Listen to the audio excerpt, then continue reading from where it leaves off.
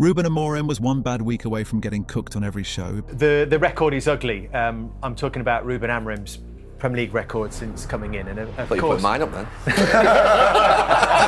you play 3 at the back. It's not far off. Well, I think your win ratio was actually higher, wasn't it? This is 25% win ratio from 31 Premier League games, with a goal difference of -13. Gary sort of alluded to October being a time where we need to see progress. At what point does some serious consideration have to be taken about whether this is working, whether the system is too rigid, whether he needs to change or something else needs to change here? But then something shifted, and the frightening part is barely anyone has clocked it yet. Because whether you've realised it or not, United aren't stumbling through games anymore. They're imposing themselves, goals are flying in, the pressing is coordinated. Old Trafford actually sounds alive. Big clubs getting punched in the mouth, and for the first time in years, Manchester United doesn't look like a joke, they look like a threat. So what changed? How did a broken, confused United suddenly become a team nobody wants smoke with? Before Ruben Amorim ever stepped foot inside Old Trafford, everybody thought they had him figured out.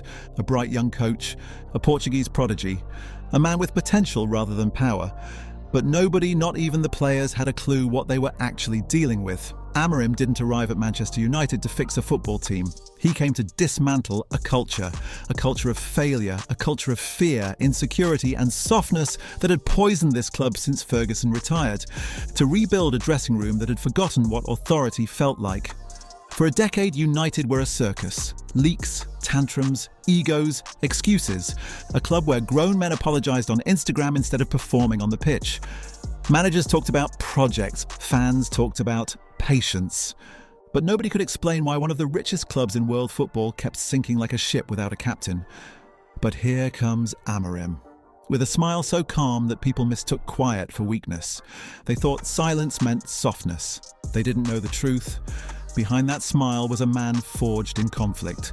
A kid from a Lisbon neighbourhood where you either grew a backbone early or got eaten alive. A player who fought his way through Benfica, dismissed as not athletic enough, only to return years later and tear the league apart as a manager. A man who once paid 10 million euros out of his own pocket just to walk away from a club that disrespected him. Who does that? Who pays millions to leave a job just to protect their principles? That is who Manchester United hired, not a tactician trying to impress Twitter, but a man whose entire life has been a war against being underestimated. And that is why the moment he walked into Carrington, the players had no idea what was about to hit them. A football identity built on discipline, structure and absolute belief in the system, not the superstar. The lie was that he was too soft. The truth? He was the storm this club had been begging for. The biggest lie about Ruben Amorim wasn't his personality, it was his system. Pundits said it didn't suit the players. You better win some games then, pretty quick, in my opinion. Yeah. I reckon if I went there and played my way, I reckon I'd win more games, and I'm not just saying that, just 4-4-2. Yeah. Do you know what I mean? Give them basic rules of principles. Yeah. Some good players, yeah. Fans said he was too stubborn to survive in England. But here's what nobody understood. Amorim didn't bring a system to Manchester United. And that was the real issue, not the formation, not the tactics. And the players couldn't execute the ideas. Last season, United tried to play Amorim ball with forwards who didn't press, wing-backs who didn't track, and midfielders who treated the ball like an unexploded grenade. So of course it fell apart and people said, the system doesn't work in England. But the truth was much simpler. You can't run a Formula One blueprint with tricycles. This season, the picture is completely different. Why? Because for the first time since arriving, Amorim finally has the right pieces. Šeško's vertical runs, Cunha's press resistance, Mbeumo's work rate and intelligence, Ahmad's timing, Dalot and Shaw understand rotations, Lamens is saving and distributing like a quarterback. This is not a new system. This is the same system, finally being executed by players who understand it. The reality is that Amorim's entire football philosophy depends on 3 things. Aggressive pressing, press-resistant forwards, wide overloads that collapse into central traps. Last season he had none of these. This season he has all 3. But that alone doesn't explain the transformation. There was something else, the attitude of his players. In case you haven't noticed, the culture around Manchester United is different, and it is all credit to Amorim. He made United more ruthless, less patient, less romantic. He took his sporting blueprint, a structure built on control, and adapted it to the Premier League, a league built on violence, chaos, and transitions. That's why United suddenly look faster, sharper, more vertical, more dangerous. And once the players clicked into this rhythm, the football changed immediately. But here's the detail everyone is overlooking. Amorim didn't soften his ideas to fit the players. He hardened the players to fit his ideas.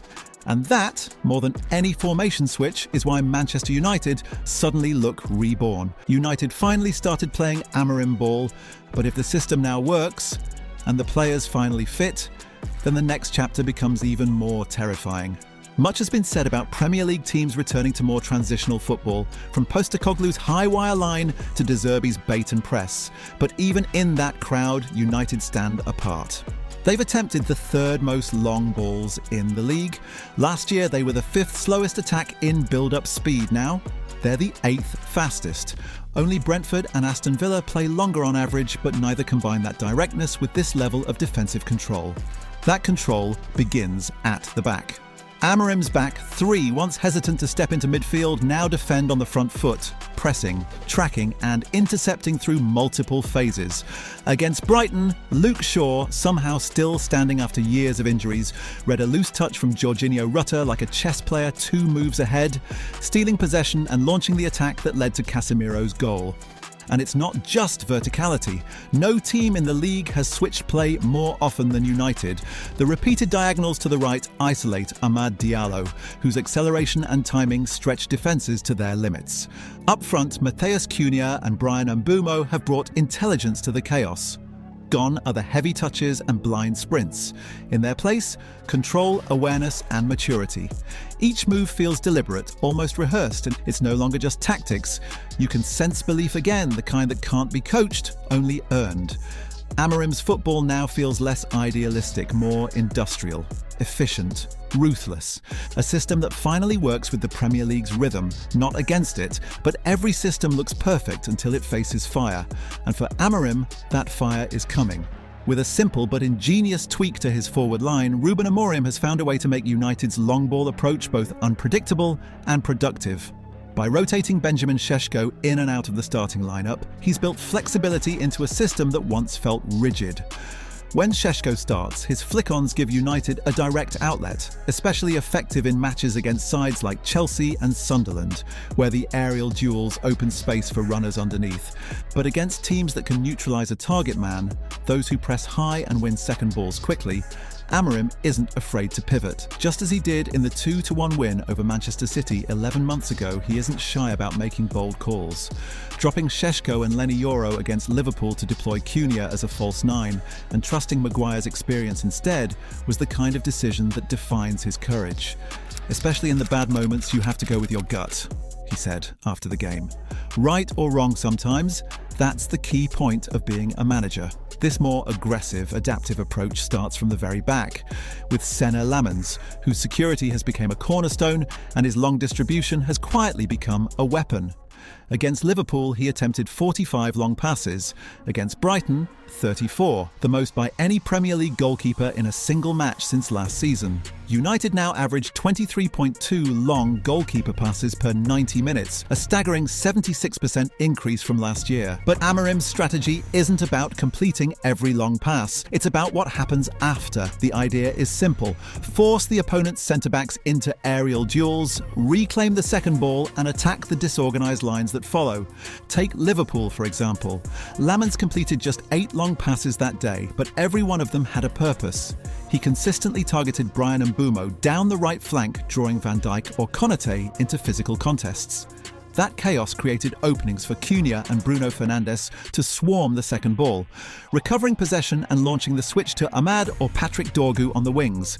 It's football by design, not coincidence, transitions rehearsed like set pieces. For the first time in a long time, Manchester United look intentional, sharper, harder to break, a team with structure instead of panic. Amorim hasn't perfected anything yet. But he's built something real, a foundation that actually holds. And if this is United still learning the system, imagine them when everything clicks. Now the question is, has Manchester United reached a level to compete for a title again? Will Amorim become the next big name on the club's manager list? Let me know in the comments. And if you love these deep tactical breakdowns where we go beyond the headlines and reveal what others miss, hit that subscribe button right now. This is Netbuster. We break down the patterns, the systems, the hidden details that separate great teams from average ones.